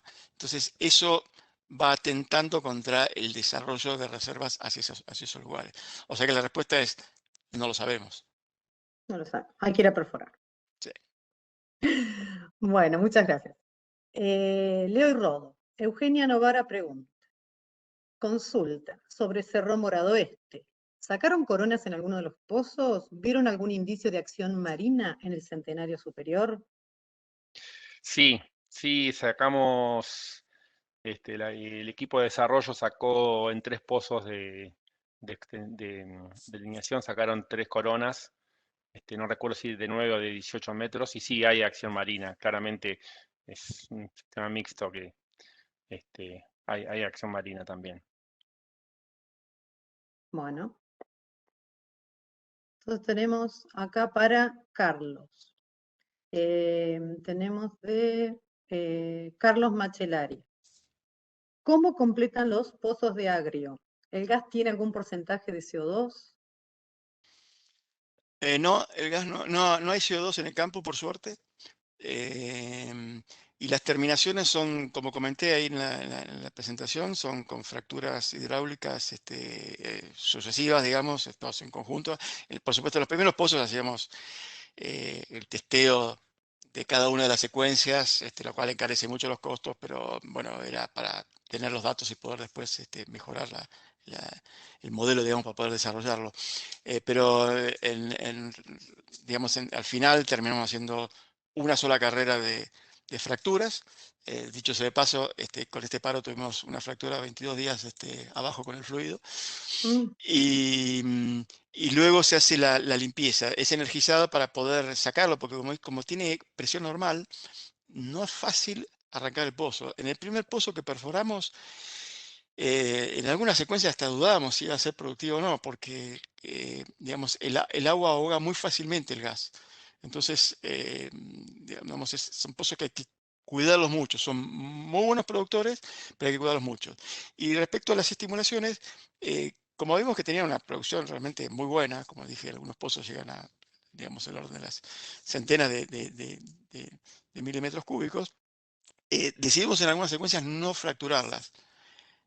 No producen. no producen. Definitivamente producción cero. O sea que necesariamente hay que fracturarla. Producen bien, pero hay que fracturarla. Lo que pasa es que tenemos mucho espesor. Pero sí, la terminación es monobor, fractura y limpieza todo en conjunto y puesta en producción inmediatamente, lo más rápido ¿Y posible. tienen algún corte de agua más o menos ubicado con el que ya no produce el gas de manera económica, por lo menos? Todavía no. En ninguno de los No. pozos. No, o sea, sí, hay pozos que directamente no se han puesto en producción porque, digamos, hay una zona que digamos, zonas bajas o zonas que están muy estructuradas, que hemos tenido problemas con agua y bueno, sí, directamente esos pozos podemos decir que no son productivos, porque no permiten el levantamiento del agua. Pero no, los pozos en producción hoy no tenemos un corte de agua para abandono porque realmente es bastante reciente, digamos esto, ¿no? Si bien empieza en el Claro. 2013, hay que considerar que durante un periodo largo, si bien esto se descubrió en el 2013, Petrobras no, bueno, por una cuestión política interna del país, y por distintas situaciones, no se decidió al desarrollo, tampoco le parecía que le interesaba mucho. Pampa, cuando entra, le gustó mucho el proyecto y se largó de cabeza a desarrollarlo. Y le fue muy bien. Muy O sea, bien, bien. por ahí es realmente reciente esto. Gracias. Leo y Rodo. Patricio Malone pregunta, ¿qué columna estratigráfica encontraron los 11 pozos perforados en el bloque norte? ¿Qué manifestaciones de petróleo tuvieron? Bueno, en Chachahuén Norte hicimos una exploración, una serie de pozos de estudio para buscar crudos pesados en Grupo Neuquén y Grupo Malargüe. Y hicimos primero 3 pozos con equipos petroleros en 2014, 2015 y después el año pasado, en 2019, usamos equipos más chicos y sacamos testigos corona continua. Hay petróleo pesado, empezaron a aparecer rastros de petróleo tipo brea en 50 metros, debajo de los 30 a 50 metros de espesor de basalto que hay en el borde ahí en Chachahuén Norte, ya empieza a haber rastros de petróleo pesado, demasiado pesado y en ningún caso, o sea, si bien uno nunca termina de definir o de explorar una zona, hay presencia de rastros de petróleo pesado, pero no como para comercialmente explotables, ¿no? Como con una saturación o un espesor importante con saturación y movilidad como para producirlo. Pero está lleno de rastros el Grupo Neuquén y Malargüe en Sí, el borde. la falta de continuidad en espesor, por ahí sea el tema, ¿no? Sí. De lo que comentaba Leo, está muy diseminado. Muchas gracias. Carlos René Manceda.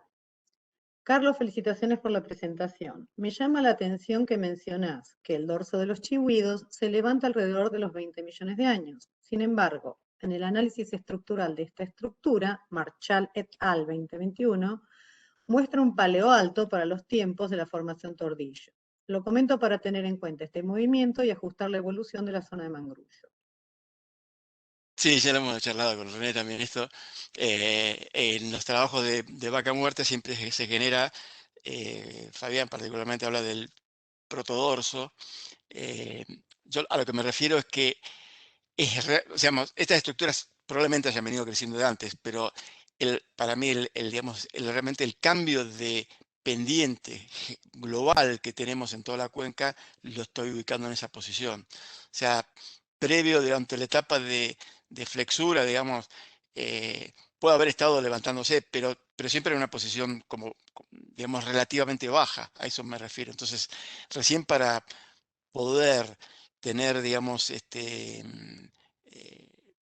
pendiente para poder remigrar todo el hidrocarburo de la plataforma hacia el dorso, tiene que estar por encima, digamos, del resto de los sedimentos, ¿no? Muy bien. Rodo y Leo. Sergio Sosa. Gracias por la presentación, muy interesante. ¿Qué aspectos de la sísmica 3D debieran mejorarse desde su punto de vista para una mejor identificación de los prospectos?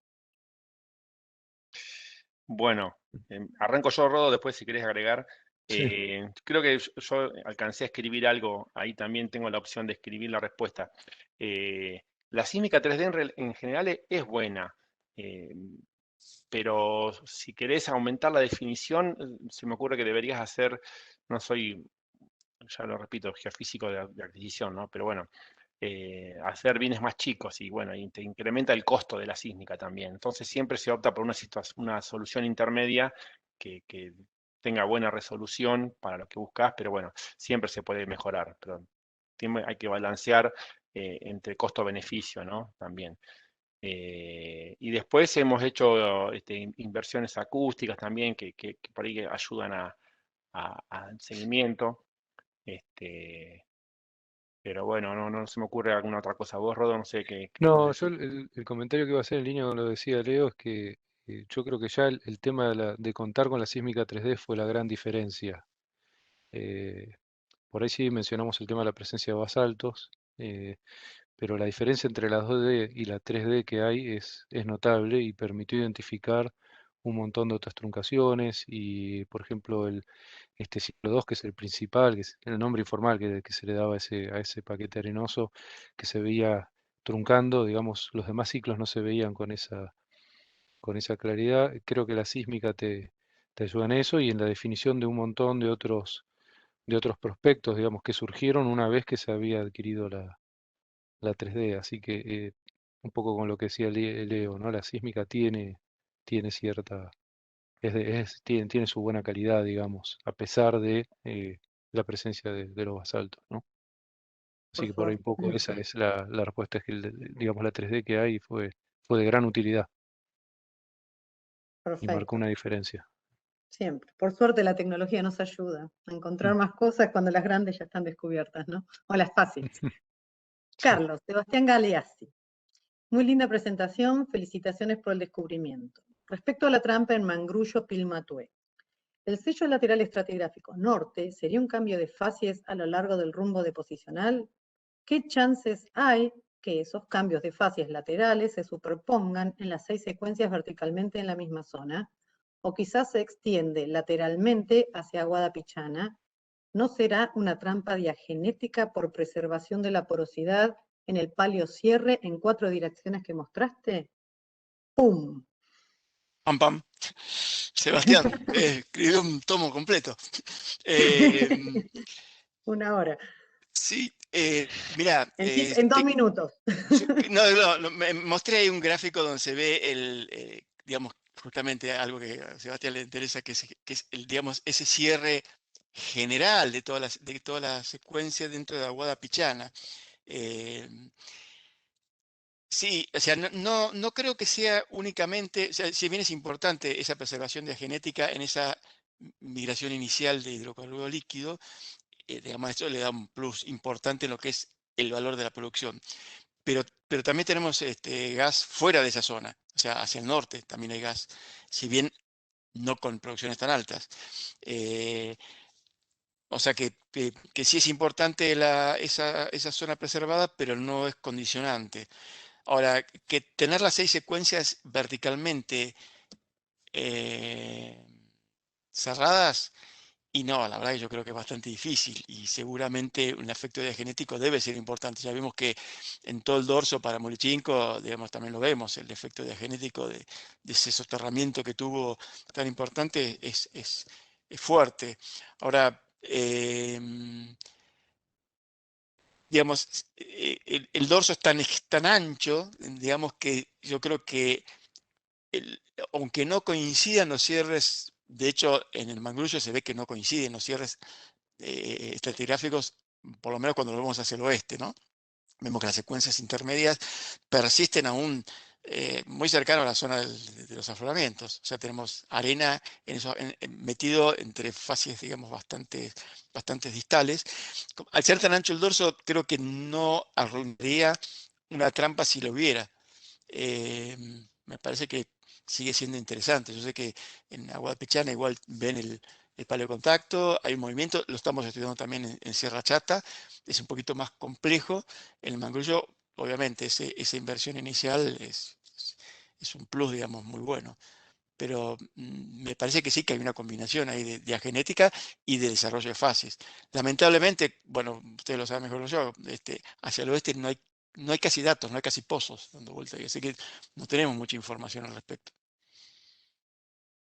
Buenísimo. Bueno, Leo y Rodo. Juan Reinaldi pregunta, para la exploración de Chachahuén, con respecto a los 3 ciclos identificados en Rayoso, ¿cuántos son los niveles, unidades hidráulicas productores en cada uno de ellos? ¿Es solo el más alto estructuralmente? No, de estos 3 que mencioné, los 3 resultaron productores, si es que entiendo bien la pregunta. El tema es que, digamos, como están en la vertical separados, se van truncando contra base de Grupo Neuquén en distinta posición, cada vez más hacia el borde de la cuenca. O sea, siempre es contra esa base de Grupo Neuquén. No sé si entiendo bien si se refería a eso la pregunta, me parece. O ¿Me sea, pueden manifestar por el chat? ¿Quién los hizo la tres pregunta? ciclos, los 3 ciclos son productores. Sí, Lateralmente hay discontinuidades en algunas fallas que se interpretan, algunas fallas o discontinuidades, son una especie de fallas, fracturas, digamos, que, que separan hidráulicamente en la lateral de cada ciclo en particular. se dice cuáles son las unidades hidráulicas productoras en cada uno de ellos. Si tenés más de una en cada uno de los ciclos, es la superior. No, es una única unidad, es un paquete, digamos, arenoso de un espesor continuo, que es todo el intervalo. Digamos, ciclo por ahí es un nombre mal utilizado, informal, ¿no? Y se le llama así a cada uno de esos paquetes de arena que, digamos, en realidad es un ciclo de su correspondiente también arcilita, ¿no? Pero el paquete arenoso de esos 5, 6 metros, 10 metros, lo que sea, es continuo y resulta todo productor, ¿no?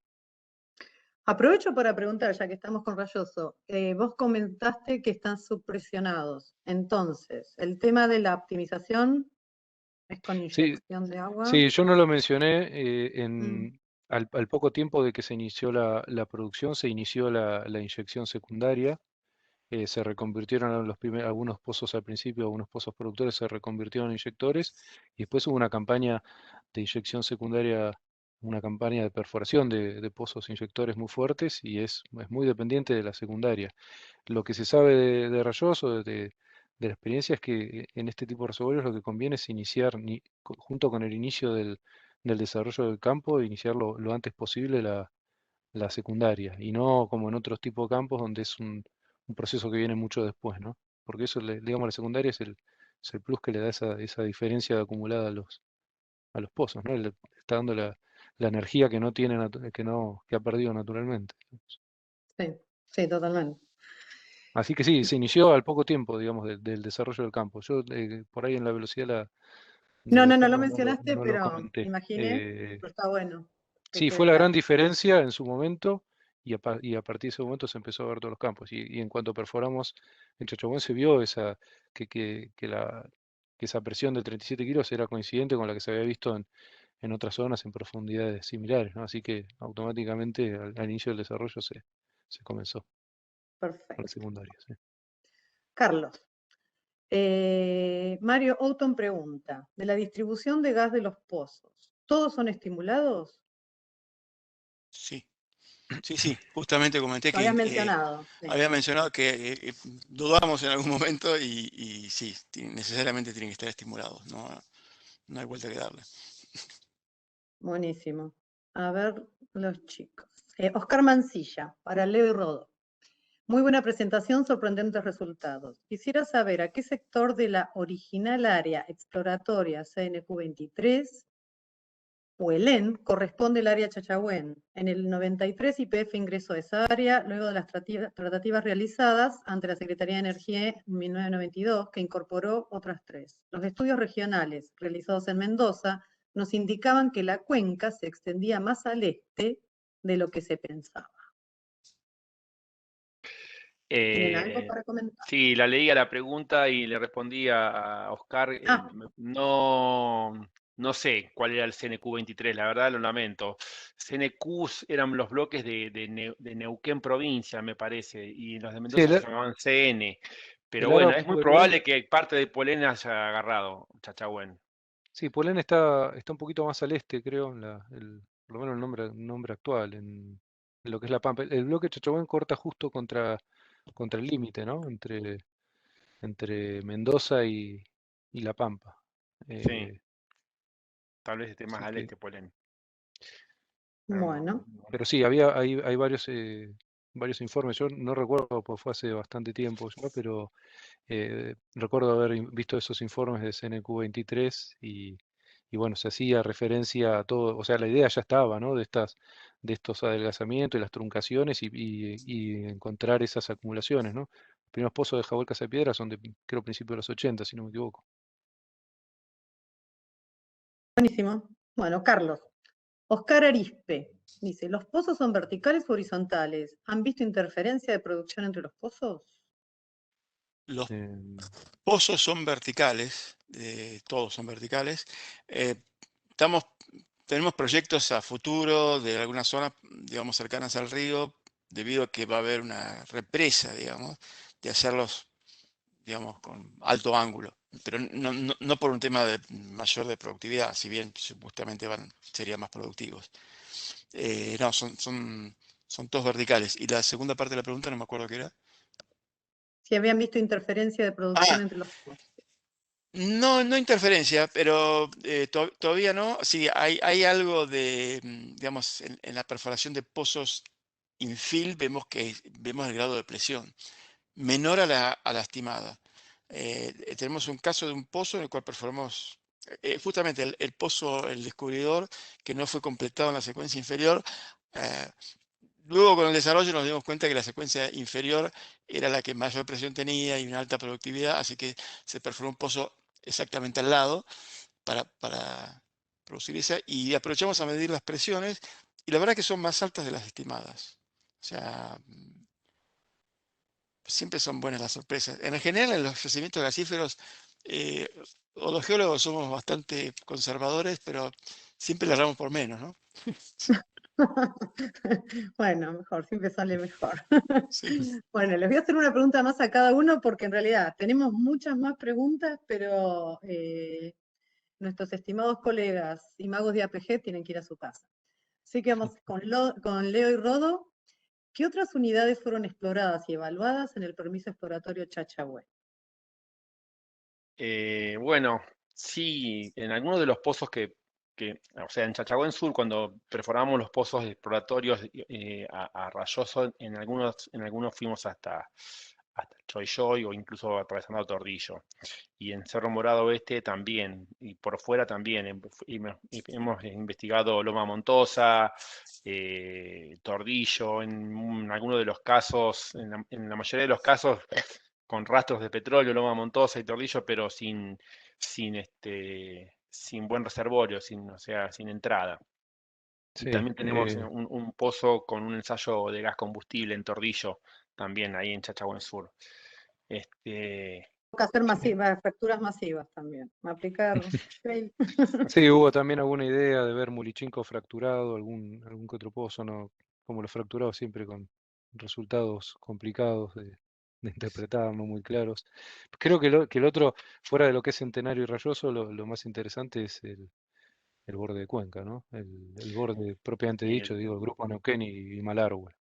el tema es que a Encontrarlo de medida que vuelta. te vas hacia el borde de la plataforma, más hacia el noreste, tenés menos presión de reservorio.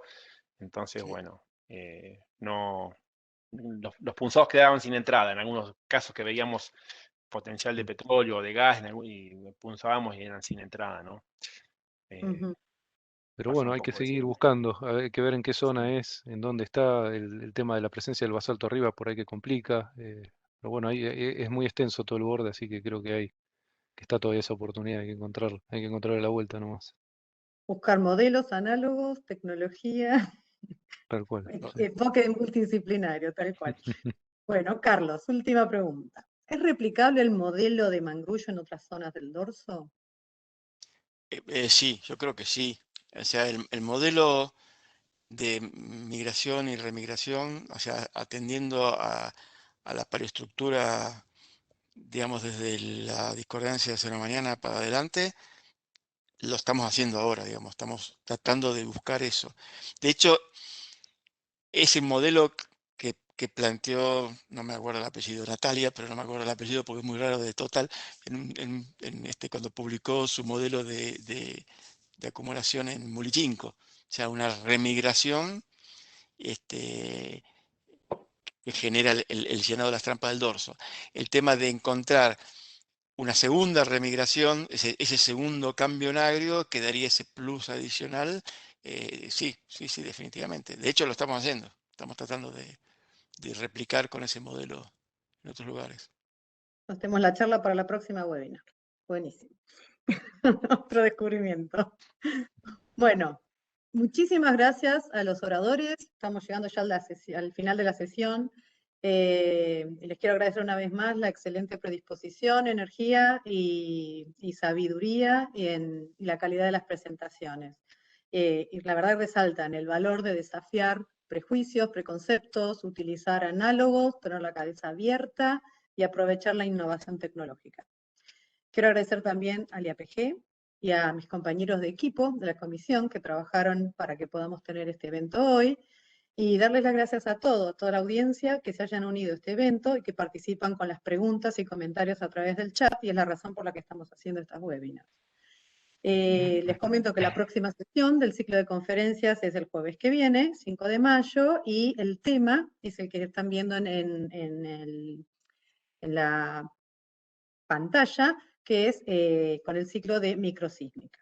Muchísimas gracias a todos, muy buenas tardes y gracias por ser parte de este ciclo de conferencias técnicas que están coordinadas por la Comisión de Exploración y Desarrollo del IAPG.